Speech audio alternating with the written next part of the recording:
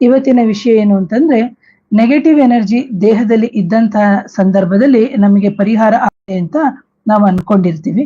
Total ಆಗಿ ಪರಿಹಾರಗಳು ಆಗಿರುತ್ತೆ. ನಾವು ಹಲವಾರು ಸಾವಿರಾರು ರೂಪಾಯಿ ಖರ್ಚು ಮಾಡಿ ಅಥವಾ ಲಕ್ಷಾಂತರ ರೂಪಾಯಿ ಖರ್ಚು ಮಾಡಿ ನಾವು ಪರಿಹಾರಗಳನ್ನ ಮಾಡಿಸ್ಕೊಂಡಿರ್ತೀವಿ. ಅದಾದ್ಮೇಲೆ ನಾವು ಯಾವ ರೀತಿ ಇರಬೇಕು ಅನ್ನೋದೇ ತುಂಬಾನೇ ಮುಖ್ಯ ಆಗಿರುತ್ತೆ. ಅಥವಾ ಇಂತಹ ನೆಗೆಟಿವ್ ಎನರ್ಜಿ ದೇಹದಿಂದ ಹೊರಗಡೆ ಹೋದ ನಂತರ ಮತ್ತೆ ಸಮಸ್ಯೆಗಳು ಬರಲ್ವಾ ಅಂತ ಹೇಳ್ಬಿಟ್ಟು ಎಷ್ಟೋ ಜನಕ್ಕೆ ಒಂದು ಅನುಮಾನ ಇರುತ್ತೆ. ಯಾವಾಗ ನಮ್ಮ ದೇಹದಲ್ಲಿ ನೆಗೆಟಿವ್ ಎನರ್ಜಿ ದೇಹದಿಂದ ಹೊರಗಡೆ ಹೋದಂತಹ ಸಂದರ್ಭದಲ್ಲಿ ನೀವು ಹಲವಾರು ರೀತಿಯ ಯಾರತ್ರ ನೀವು ಪರಿಹಾರಗಳನ್ನ ಮಾಡಿಸ್ಕೋತೀರಿ ಅವರ ಹತ್ರ ನೀವು ತುಂಬಾನೇ ಇಂಪಾರ್ಟೆಂಟ್ ಆಗಿ ಅದರ ಜೊತೆಗೆ ಅವರು ಕೊಡುವಂತಹ ಪರಿಹಾರಗಳಾಗಿರ್ಬೋದು ಅಥವಾ ತಂತ್ರಗಳಾಗಿರ್ಬೋದು, ಮಂತ್ರಗಳಾಗಿರ್ಬೋದು, ಯಂತ್ರಗಳಾಗಿರ್ಬೋದು, ಇದೆಲ್ಲದರ ಮುಖಾಂತರ ನೀವು ಪರಿಹಾರಗಳನ್ನ ನೀವು ಮತ್ತೆ ಮಾಡ್ಕೋಬೇಕಾಗುತ್ತೆ. ಯಾಕೆ ಅಂತಂದ್ರೆ ನೋಡಿ, ಯಾವುದೇ ಒಂದು ಪರಿಹಾರಗಳು ಆದ ನಂತರ ಅದಕ್ಕೆ ಪ್ರತಿಯೊಂದು ಪರಿಹಾರಕ್ಕೂ ಒಂದು ನಿರ್ದಿಷ್ಟವಾದಂತಹ ಸಮಯಗಳು ಇರುತ್ತೆ. ಈಗ ನೆಗೆಟಿವ್ ಎನರ್ಜಿ ತುಂಬಾ ವರ್ಷಗಳಿಂದಾನೇ ಇತ್ತು, ನಿಮಗೊಂದು 50 ವರ್ಷ ಆಗಿದೆ ಈಗ, ಅಥವಾ ಒಂದು 55 ಅಥವಾ 60 ವರ್ಷ ಆಗಿದೆ, 40 ವರ್ಷ ಆಗಿದೆ, ಆಯ್ತು. ಆದ್ರೆ ನಿಮಗೆ ಇಂತಹ ನೆಗೆಟಿವ್ ಎನರ್ಜಿ ದೇಹದಿಂದ ಹೋಗ್ಬೇಕಾದ್ರೆ ಹಲವಾರು ಪರಿಹಾರಗಳನ್ನ ನೀವು ಯಂತ್ರದ ಮುಖಾಂತರ, ತಂತ್ರಗಳ ಮುಖಾಂತರ, ಅಥವಾ ಹೋಮ ಹವನಗಳ ಮುಖಾಂತರ, ಅಥವಾ ದೈವ ಶಕ್ತಿಗಳ ಮುಖಾಂತರ, ಒಂದು ಕ್ಷೇತ್ರದಲ್ಲಿ ಹೋಗಿ ಇರೋದ್ರ ಮುಖಾಂತರವೂ ಸಮೇತ ನಿಮಗೆ ಹಲವಾರು ಪರಿಹಾರಗಳು ಆಗಿರುತ್ತೆ. ಆದ್ರೆ ಪರಿಹಾರಗಳು ಆದ ನಂತರ ನೀವು ಯಾವ ಕ್ಷೇತ್ರದಿಂದ ಪರಿಹಾರ ಆಗಿರುತ್ತೆ ಆ ಕ್ಷೇತ್ರ ದೇವರಿಗೆ ನಡ್ಕೋಬೇಕು ಮೊದಲನೇದಾಗಿ. ಎರಡನೇದಾಗಿ ಯಾವ ಕ್ಷೇತ್ರ ದೇವತೆಗಳನ್ನ ಅಥವಾ ಯಾವ ಕ್ಷೇತ್ರ ಪಾಲಕರನ್ನ ನೀವು ನಂಬಿ ಹೋಗ್ತೀರಿ ಅವರ ಮೊರೆಯನ್ನ ನೀವು ಮತ್ತೆ ಮತ್ತೆ ಹೋಗ್ಬೇಕಾಗುತ್ತೆ. ಇದಕ್ಕೆ ಕಾರಣ ಏನು ಅಂತಂದ್ರೆ, ಮತ್ತೆ ನಿಮ್ಮ ಜೀವನದಲ್ಲಿ ಯಾವುದೇ ರೀತಿಯ ಇಂತಹ ಒಂದು ನಕಾರಾತ್ಮಕ ಶಕ್ತಿಗಳ ಸಮಸ್ಯೆ ನಿಮ್ಮ ದೇಹಕ್ಕೆ ಬರಬಾರದು ಅನ್ನೋದು ಮೊದಲನೇ ಕಾನ್ಸೆಪ್ಟ್.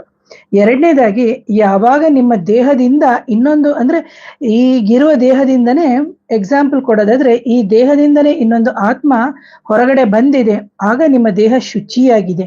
ಹೋದಂತಹ ಸಂದರ್ಭದಲ್ಲಿ ನಿಮ್ಮ ದೇಹ ಜಾಗ ಖಾಲಿ ಇರುತ್ತೆ ನೋಡಿ, ಅದು ಹೋಗ್ಲಿಕ್ಕಿಂತ ಮುಂಚೆ ಹೇಳುತ್ತೆ, ಈ ದೇಹದಲ್ಲಿ ಬಂದು ಕೂತ್ಕೋಬಹುದು ಆರಾಮಾಗಿ, ನೀನು ಈ ದೇಹದಲ್ಲಿ ತಿನ್ಬಹುದು, ಕುಡಿಬಹುದು, ಕುಣಿಬಹುದು, ಕುಪ್ಪಳಿಸ್ಬೋದು, ಅಥವಾ ಬೇರೆ ಎಲ್ಲ ತರ ಕೆಟ್ಟ ಕೆಲಸಗಳನ್ನ ನೀನ್ ಮಾಡ್ಬೋದು ಅಂತ. ಅದೇ ತರ ಅಂತಹ ಆತ್ಮಗಳು ಮತ್ತೆ ಬಂದು ಸೇರ್ಕೊಂಡಾಗ ಮತ್ತೆ ನಿಮಗೆ ಸಮಸ್ಯೆಗಳು ಉಂಟಾಗುತ್ತೆ. ಹಾಗಾಗಿ ಈಗ ನಿಮ್ ಮನೆ ಮುಂದೆ ಕಸ ಹಾಕಿದಿರಿ ಅಂತ ಅನ್ಕೊಳ್ಳಿ, ಆ ಕಸವನ್ನ ಬಂದು ಮಾರನೆಗೆ ಬಂದು ಕ್ಲೀನ್ ಮಾಡ್ತಾರೆ. ಅಕಸ್ಮಾತ್ ಕ್ಲೀನ್ ಮಾಡದೇ ಇದ್ದಾಗ ಏನಾಗುತ್ತೆ, ತುಂಬಾ ಡಂಪ್ ಆಗಿ ಕೊಳೆತು ವಾಸನೆ ಹೇಗೆ ಬರುತ್ತೋ ಅದೇ ತರ ನಮ್ಮ ದೇಹದಲ್ಲಿ ನಕಾರಾತ್ಮಕ ಶಕ್ತಿಗಳು ಸೇರ್ಕೊಂಡಾಗ ಹಲವಾರು ವರ್ಷಗಳಿದ್ರೆ ಕೊಳೆತು ವಾಸನೆ ಬರೋ ರೀತಿ ಇರುತ್ತೆ. ಅಂದ್ರೆ ನಮ್ಮ ಎಲ್ಲ ಕೆಲಸಗಳು ಸ್ಥಗಿತಗೊಳ್ಳುತ್ತೆ. ಯಾವಾಗ ನಮ್ಮಂತವ್ರ ಹತ್ರ ಬಂದು ನೀವು ಪರಿಹಾರಗಳನ್ನು ಮಾಡಿಕೊಂಡ ನಂತರ ನಿಮಗೆ ಎಲ್ಲ ಕಾರ್ಯಗಳು ಸುಸೂತ್ರವಾಗಿ ನಡೆಯುತ್ತೆ. ಆ ಕಾರ್ಯಗಳನ್ನು ಸುಸೂತ್ರವಾಗಿ ನಡೆಯಲಿಕ್ಕೆ ಶುರು ಆದ್ಮೇಲೆ ನೀವು ನಿಮ್ಮ ಜೀವನದಲ್ಲಿ ಹಲವಾರು ಬದಲಾವಣೆಗಳನ್ನ ಮಾಡ್ಕೋಬೇಕು. ಅದು ಯಾವ ರೀತಿಯಿಂದಾಗ, ಒಂದು ಮಂತ್ರಗಳ ಮುಖಾಂತರ, ಒಂದು ತಂತ್ರಗಳ ಮುಖಾಂತರ, ಹೋಮ ಹವನಗಳ ಮುಖಾಂತರ, ಕುಲದೇವರ ಮುಖಾಂತರ. ಹಾಗೇನೇನೆ ಯಾವಾಗ ನಿಮ್ಗೆ ಮತ್ತೆ ಇನ್ನೊಬ್ರು ಕಸ ತಂದು ಹಾಕ್ಬಾರ್ದು ಅಂತ ಹೇಳಿ ಸಂದರ್ಭದಲ್ಲಿ ನಾವು ಹೇಗೆ ಬೋರ್ಡ್ ಹಾಕ್ತಿವೋ ಮನೆ ಮುಂದೆ, ಅದೇ ರೀತಿ ನಾವು ನಮ್ಮ ದೇಹಕ್ಕೆ ಧ್ಯಾನದ ಮುಖಾಂತರ, ಮಂತ್ರದ ಮುಖಾಂತರ, ಕುಲದೇವರ ಮುಖಾಂತರ ನಾವು ಪರಿಹಾರಗಳನ್ನ ಮಾಡ್ಕೋಬೇಕು ಒಂದು. ಅಂಡ್ ಎಗೇನ್ ಬಂದ್ಬಿಟ್ಟು ನೀವು ಇನ್ನೊಬ್ಬರನ್ನ ಎಂಜಿಲ್ ತಿನ್ನುವಂಥದ್ದು ನೀವು ನೋಡಿರ್ತೀರಿ. ಎಷ್ಟೋ ಜನ ನಾವು ಹೋದಂತ ಮನೆಗಳಲ್ಲೇ ಅಥವಾ ಯಾರ್ದೋ ಒಂದು ಎಂಜಿಲ್ ತಿನ್ನೋದು, ಅಣ್ಣ ತಂಗಿ ಅಕ್ಕ ತಮ್ಮ, ನಿಜ ಇರ್ಬೋದು, ಹುಟ್ಟುತ್ತಾ ನಾವೆಲ್ಲರೂ ಆಯಾಯ ಮನೇಲಿ ಆಯಾಯ ತಾಯಿಂದಿರ ಮಕ್ಕಳು. ಆದ್ರೆ ಬೆಳೀತಾ ಹೋದಾಗ ಪ್ರತಿಯೊಬ್ಬರ ಎನರ್ಜಿ ಲೆವೆಲ್ಸೇ ಬೇರೆ ಇರುತ್ತೆ. ಯಾಕಂದ್ರೆ ಒಂದೊಂದು ದೇಹದಲ್ಲಿ ಒಂದೊಂದು ರೀತಿಯಾದಂತಹ ಎನರ್ಜೀಸ್ ಇರುತ್ತೆ. ಒಂದು ಪಾಸಿಟಿವ್ ಇರ್ಬೋದು, ಅಂಡ್ ನೆಗೆಟಿವ್ಸ್ ಇರ್ಬೋದು, ಏನೇ ಆಗ್ಲಿ ಪ್ರತಿಯೊಬ್ಬರ ದೇಹದಲ್ಲಿ ಒಂದೊಂದು ಎನರ್ಜಿ ಇರುತ್ತೆ. ಹಾಗಾಗಿ ನೀವು ಎಂಜಿಲನ್ನ ಸಮೇತ, ಇನ್ನೊಬ್ಬರ ಎಂಜಿಲನ್ನ ಸಮೇತ ತಿನ್ಬಾರ್ದು. ಹಾಗೇನೆ ಬೇರೆಯವರು ಕಚ್ಚಿ ಕುಡ್ದಂತಹ ಲೋಟದಲ್ಲಿ ನೀರನ್ನ ಕುಡಿಯುವಂಥದ್ದು, ಅಥವಾ ನಿಮ್ಮ ಬಟ್ಟೆಗಳನ್ನ ಬೇರೆಯವರಿಗೆ ಕೊಡಬೇಕಾದಂತಹ ಸಂದರ್ಭದಲ್ಲಿ ಹಲವಾರು ಪ್ರಿಕಾಷನ್ಸ್ ನ ನೀವು ತಗೋಬೇಕಾಗುತ್ತೆ. ಹಾಗೆ ನೀವು ಬೇರೆಯವರ ಬಟ್ಟೆಗಳನ್ನು ಸಮೇತ ನೀವು ಹಾಕೋದನ್ನ ವರ್ಜ್ಯ ಮಾಡಬೇಕಾಗುತ್ತೆ. ಈಗ ಊರಿಗೆ ಹೋಗಿರ್ತೀರಿ ಅನ್ಕೊಳ್ಳಿ, ಅಂತಹ ಸಂದರ್ಭದಲ್ಲಿ ನೀವು ನಿಮ್ಮದೇ ಆದಂತಹ ಒಂದು ಬೆಡ್ಶೀಟು, ಒಂದು ಟವಲ್ಗಳು, ಈ ತರವನ್ನೇ ಉಪಯೋಗಿಸಿ ಹೋದಲ್ಲಿ ಬಂದಲ್ಲಿ ಎಲ್ಲ ಮೂಗಿಂದ ತೆಗೆದು ಹಾಕುವಂಥದ್ದು. ನಿಮಗೆ ಇಷ್ಟ ಬಂದ ಕಡೆ ಮಲ ಮೂತ್ರ ವಿಸರ್ಜನೆಗಳನ್ನ ಮಾಡುವಂಥದ್ದು ದಯವಿಟ್ಟು ಮಾಡಬೇಡಿ. ನೀವು ಆತರ ಮಲಮೂತ್ರ ವಿಸರ್ಜನೆ ಮಾಡಿದಂತ ಸಂದರ್ಭದಲ್ಲಿ ಒಂದು ಸಣ್ಣ ಡೆಟಾಯಿಲ್ ಬಾಟ್ಲು ಅಥವಾ ಒಂದು ಫೆನೈಲ್ದು ಏನಾದ್ರೂ ಇಟ್ಕೋಬೇಕು.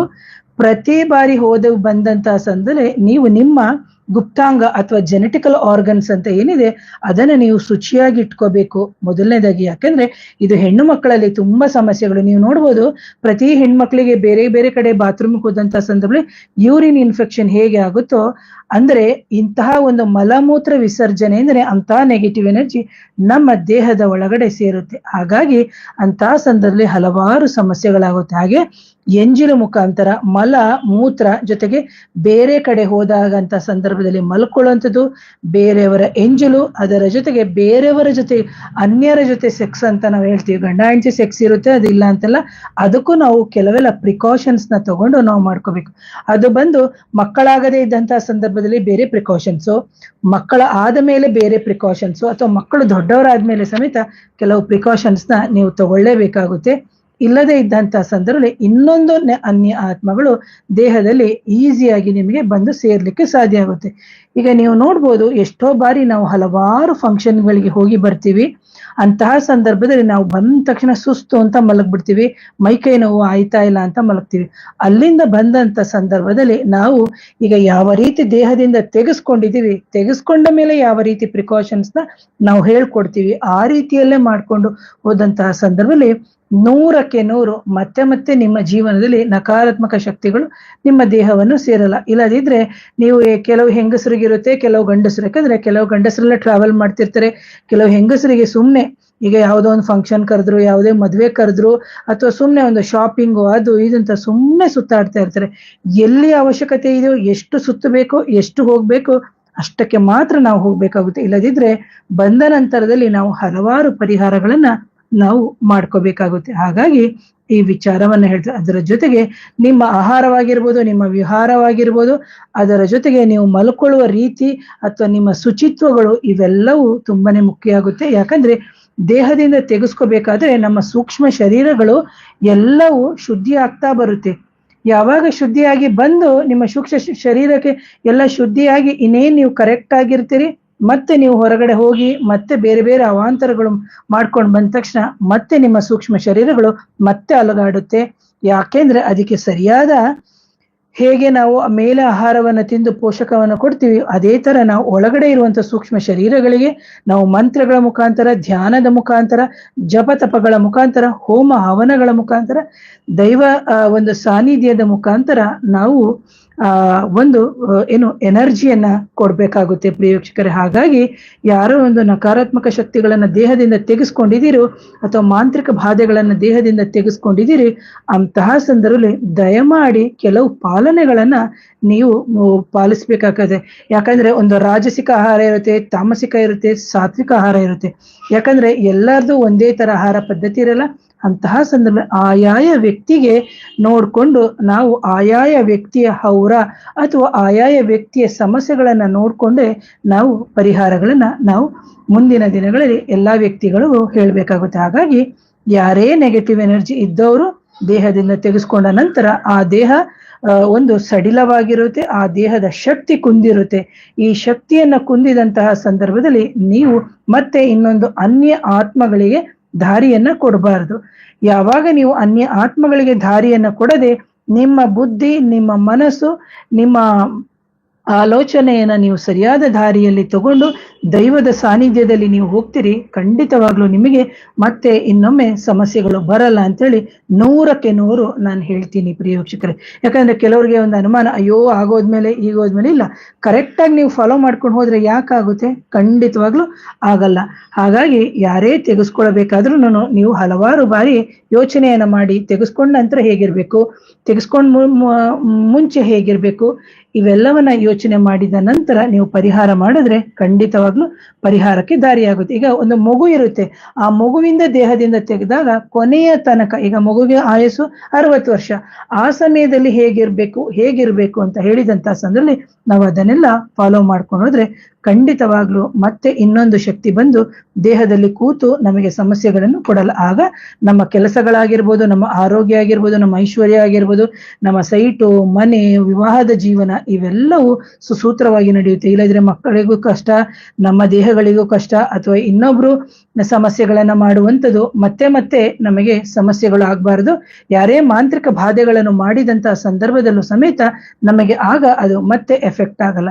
ಯಾವಾಗ ಸರಿಯಾದ ರೀತಿಯಲ್ಲಿ ಮಾಡ್ಕೊಂಡು ಹೋಗ್ತೀರ ಖಂಡಿತವಾಗ್ಲು ನಿರ್ಮೂಲನೆ ಆಗಿ ಮತ್ತೆ ನೀವು ಹಿಂದಿನ ಏನು ಅಂದ್ರೆ ಮುಂಚೆ ತುಂಬಾ ಚೆನ್ನಾಗಿದ್ದೋ ಮೇಡಮ್ ಇವಾಗ ಹಿಂಗಾಗಿದೆ ಅಂತ ಹೇಳ್ತಿದ್ರೆ ಅಂತಹ ಒಂದು ಸಮಸ್ಯೆಗಳನ್ನ ಬಿಟ್ಟು ಮತ್ತೆ ನಿಮ್ಮ ಜೀವನವನ್ನ ಸುಸೂತ್ರವಾಗಿ ನಡೆಸ್ತೀರಿ ಅಂತ ಹೇಳ್ತಾ ಇವತ್ತಿನ ವಿಡಿಯೋನ ಮುಗಿಸ್ತೀನಿ. ಯಾರಿಗಾದ್ರೂ ನಕಾರಾತ್ಮಕ ಶಕ್ತಿಗಳ ಸಮಸ್ಯೆ ಅಥವಾ ಮಾಂತ್ರಿಕ ಬಾಧೆಗಳ ಸಮಸ್ಯೆ ಇದ್ದಂತಹ ಸಂದರ್ಭದಲ್ಲಿ ನನ್ನ ನೇರ ಭೇಟಿಗೆ ಅವಕಾಶ ಇರುತ್ತೆ. ನನ್ನ ವಾಟ್ಸಪ್ ನಂಬರ್ ಬಂದು 7019806595 ಹೀಗೆ ವಾಟ್ಸಪ್ ಮುಖಾಂತರ ಸಂಪರ್ಕ ಮಾಡಿ. ಹಾಗೆ ತಗೊಳ್ಳುವಂತ ಆಹಾರಗಳು ತುಂಬಾ ವಿಭಿನ್ನವಾದಂತಹ ರೀತಿಯಲ್ಲಿ ಸರಿಯಾದ ರೀತಿಯಲ್ಲಿ ಆಹಾರವನ್ನ ಪದ್ಧತಿಯನ್ನ ಮಾಡ್ಕೊಳ್ಳಿ. ಜೊತೆಗೆ ವಿಹಾರಗಳು ಅಂತ ಹೇಳಿದಾಗ ಅದಕ್ಕೆ ಆದಂತಹ ನಿರ್ದಿಷ್ಟ ಸಮಯಗಳನ್ನು ಇಟ್ಕೊಳ್ಳಿ. ಯಾಕಂದ್ರೆ ಎಲ್ಲರಿಗೂ ಭೌತಿಕ ಜೀವನ ಬೇಕು. ಆ ಭೌತಿಕ ಜೀವನದಲ್ಲಿ ಜೊತೆಗೆ ದೈವಿಕ ಪೂಜೆಗಳು, ಮಂತ್ರಗಳು, ತಂತ್ರಗಳ ಮುಖಾಂತರ ಸುಗಮವಾದಂತಹ ಜೀವನ ಮಾಡಿ ಅಂತ ಹೇಳ್ತಾ ಇವತ್ತಿನ ವಿಡಿಯೋವನ್ನ ಮುಗಿಸ್ತೀನಿ. ಮತ್ತೊಮ್ಮೆ ಧನ್ಯವಾದಗಳು. ನಮಸ್ಕಾರ.